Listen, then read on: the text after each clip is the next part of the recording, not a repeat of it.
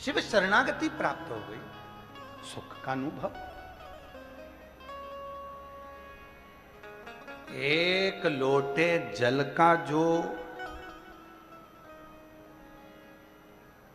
कर्ज है वो कोई साधारण नहीं है।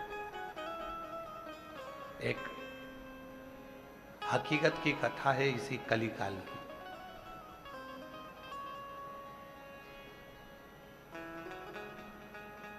इसी कलिकाल 1935 ईस्वी की कथा, इसी कलिकाल की, ग्वालियर के पास की है।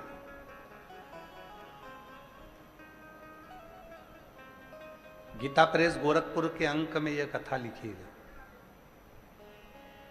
और बड़ी सुंदर कथा थी। एक डाकू था जिसका नाम परसराम था। डाकू का नाम था परसराम।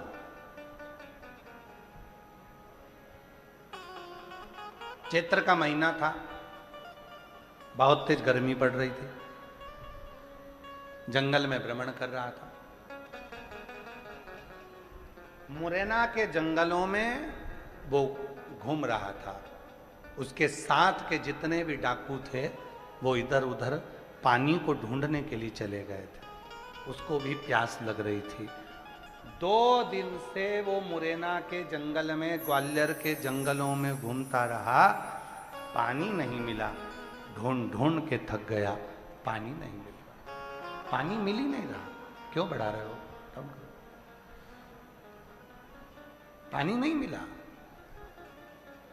मुरैना के जंगलों में वो ढूंढ ढूंढ के थक गया, पानी नहीं मिला, जल नहीं, जल मिल ही नहीं रहा। आखिरी में परशुराम डाकू ने विचार कर लिया कि अब तो मुझे मरना है, क्योंकि प्यास आदमी को फिर जल ना मिले तो वो मर जाए। व्यक्ति को भोजन नहीं मिले ना 4-6 महीने तक, वो नहीं मरेगा। पर अगर व्यक्ति को पानी ना मिले तो उसके प्राण छूट जाए। जल बहुत जरूरी, क्योंकि ये शरीर और ये पृथ्वी पूरी जल से पूरी।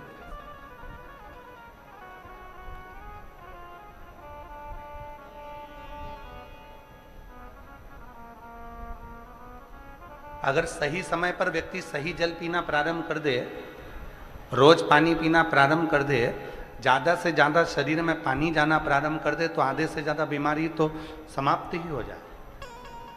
पर इतने आलसी लोग हो गए हैं कि पानी जब तक कोई दिखता नहीं है और किसी से मंगवाते नहीं है तब तक पीते भी नहीं, उठ के रसोई घर तक नहीं जाते। इतने आलसी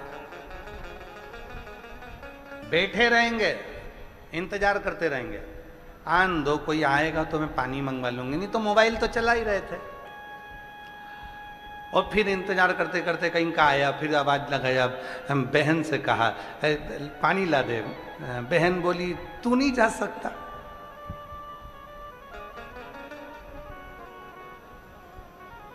अच्छा, दुनिया की सबसे अच्छी लड़ाई बहन भाई की लड़ाई है। दुनिया की सबसे अच्छी लड़ाई।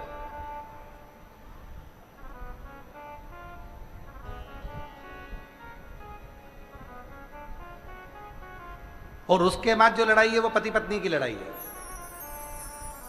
और ये पति पत्नी की लड़ाई तुम्हारी नहीं है, ये तो मां पार्वती जी ने शिव जी से 2 वर मांगे थे। शंकर भगवान से पार्वती जी ने 2 वर काशी में मांगे थे।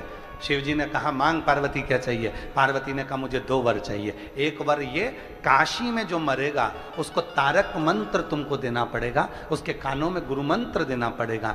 भगवान शंकर ने पार्वती को वचन दे दिया, जो काशी में मरेगा उसके कान में गुरु मंत्र मैं दूंगा। दूसरा वर पार्वती जी ने मांगा कि पति पत्नी में कितना भी झगड़ा हो, उनका आपस में प्रेम बहुत बढ़े, ये वर दे दीजिए। तो शिव जी ने वर दे दिया, वर दे दिया। इसलिए पति पत्नी का थोड़ा बहुत झगड़ा होना जरूरी है। वो झगड़ा करेंगे, प्रेम बढ़ेगा। पर इतना झगड़ा मत करना कि वो मायके और तुम तुम्हारे घर, इतना झगड़ा भी नहीं, इतना झगड़ा भी नहीं होना चाहिए। और नहीं तो मालूम पड़े, वो एक किस्सा आता है ना, एक पति नोट जोड़ रहा था, एक पति बैठकर नोट जोड़ रहा था, तो उसका कोई नोट फट गया होगा तो वो जोड़ रहा था। इतने में पत्नी आई मायके से और पत्नी ने आकर कहा, क्या कर रहे हो? पति बोला, पैसे जोड़ रहा हूं। पत्नी खुश होकर बोली, मुझे मालूम था, मेरा बर्थडे आ रहा है ना, उसके लिए जोड़ रहे हो? पति बोला, नीरी पगली, 500 का नोट फट गया था तो जोड़ रहा हूं, नोट फट गया इसलिए।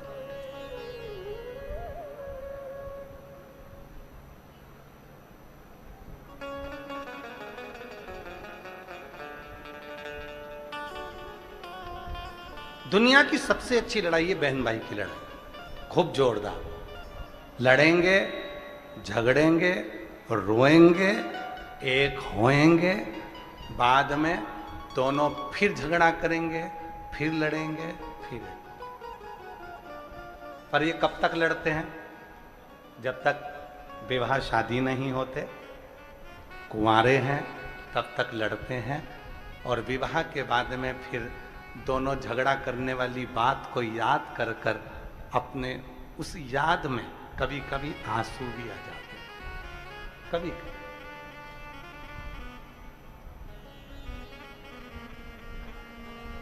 स्नेह, प्रेम।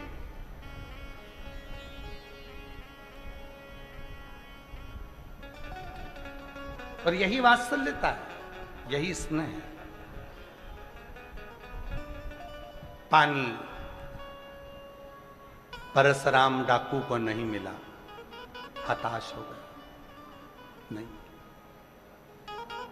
हताश होकर परशुराम डाकू ग्वालियर मुरैना के जंगलों में भ्रमण करता करता करता करता आगे पहुंचा तो एक मट्टी का ओटला बना हुआ था। उस ओटले पर शंकर जी का शिवलिंग रखा हुआ था। परशुराम डाकू ने देखा कि वो मट्टी का ओटले पर जो शंकर जी का शिवलिंग रखा हुआ है, वो शिवलिंग पूरा की पूरा टेढ़ा हो रहा है, पूरा की पूरा टेढ़ा हो रहा है, उसमें खड्डा हो गया और वो शिवलिंग पूरा तिरछा हो गया। परशुराम डाकू ने सोचा कि अब पानी नहीं मिल रहा है तो 5-10 मिनट घोड़े को बांधता हूं और इस शिवलिंग को मैं अपनी तलवार से पकड़कर सीधा कर देता हूं। परशुराम डाकू उतरा, घोड़े को बांधा और शिवलिंग को तलवार से सीधा करने लगा। शिवलिंग जब सीधा नहीं हो रहा था तो परशुराम डाकू ने शंकर जी से कहा, भोले बाबा तुम मेरे गुरु हो, तुम मेरे गुरु हो, मैं भी डाकू और अच्छा नंबर 1 का, और तुम भी कम नहीं हो। मैं डाका डालता हूं धन का, तुम डाका डालते हो मन का, लोगों का दिल चुरा लेते हो, हृदय चुरा लेते हो। बाबा आप मेरे गुरु हो, मेरा नाम परशुराम है, मैंने सुना है परशुराम भगवान के भी आप गुरु रहे हो, तो मेरे भी गुरु हो।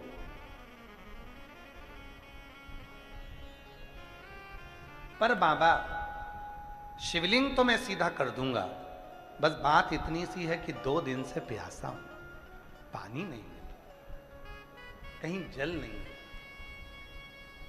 जल प्राप्त नहीं।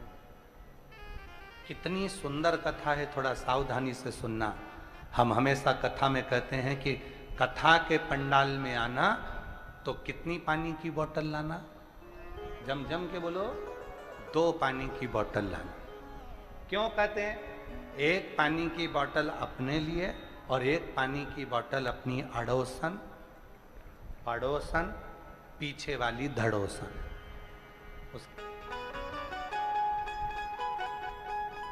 एक पानी की बोतल अपने लिए लेकर आओ और एक पानी की बोतल जो अपनी अड़ोसन, पड़ोसन, धड़ोसन है उसके लिए लेकर आओ।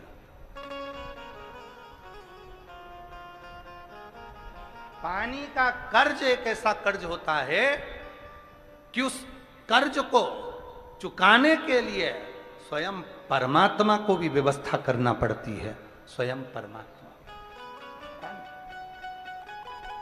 जब आप अपना ये जल, कल हम परसों के दिन हमारे अमरजीत सिंह जी मेहता जी को थोड़ा सा फीवर आया, बुखार आया, तो हम कथा कर जब पहुँचे तो हमने उनसे पूछा कि आपका बुखार वगैरह ठीक है? तो कहा गुरुजी बिल्कुल ठीक है और मैं कथा में आऊँगा। सुबह तो मैं होकर आया था, अभी वापस पहुँचूँगा।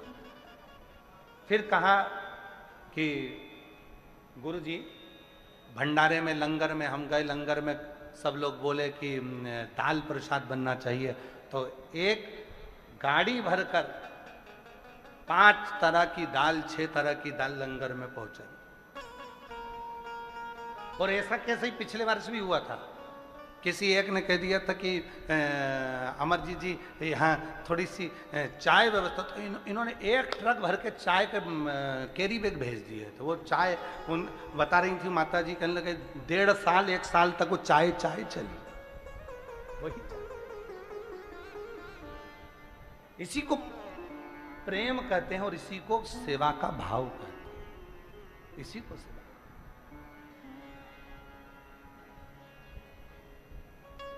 आप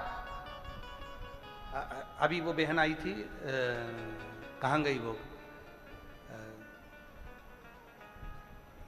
अभी आई थी ना वो लेने के लिए बेलपत्र, कहाँ बैठी है, जरा खड़ी हो ना, कहाँ गई वो बता रही थी हम लोग आ रहे थे, 20 लोग गाड़ी में थे। हाँ, ये बहन बता रही थी 20 लोग गाड़ी में, बस में आ रहे थे और कहीं कौन सा गांव बोला था उसने, कौन सा गांव बोला था, वहाँ बस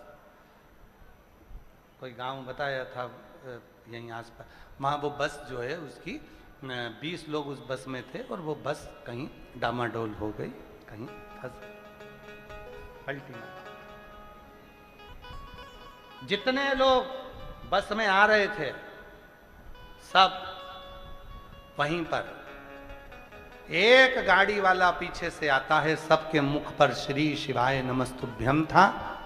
एक गाड़ी वाला आया, गाड़ी रोकी, सबको निकालकर अपनी गाड़ी में बिठाया और बोलने लगा आप बठिंडा जा रहे हो, चलो मैं तुम्हें शिव पुराण तक छोड़कर आता हूं, और लाकर यहां बिठा गया।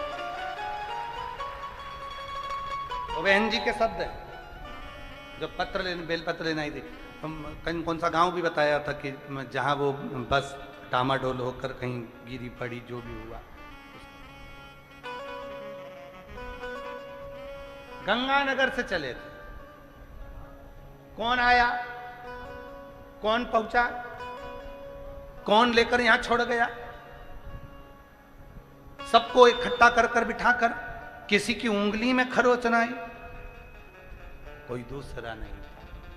ना जाने किस वेश में नारायण मिल जाए, कब वो आता है कब चला जाता है पता ही नहीं। क्या बात,